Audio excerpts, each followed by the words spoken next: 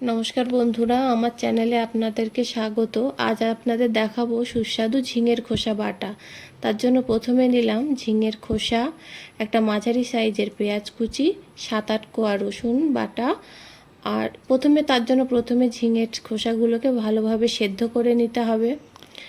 এরপর মিক্সিং জারে দিয়ে তাতে 2টো কাঁচা লঙ্কা দিয়ে ভালো করে মিক্স করে পেস্ট বানিয়ে নিতে হবে। পেস্ট বানিয়ে নেওয়া হয়ে গেলে কড়াইতে তেল ভালো করে গরম করে তাতে দিতে হবে কালো জিরে, কাঁচা পেঁয়াজ কুচি, রসুন কুচি দিয়ে ভালোভাবে নেড়েচেড়ে ভাজা ভাজা করে এরপর দিতে হবে ঝিঙের খোসার যে পেস্ট সেটা দিয়ে দিতে হবে। এতে দিতে হবে স্বাদ মতন লবণ, হলুদ আর স্বাদ মতো চিনি দিয়ে ভালোভাবে নাড়াচাড়া করতে হবে যতক্ষণ না এটা বেশ শুকনো শুকনো হয়ে আসে।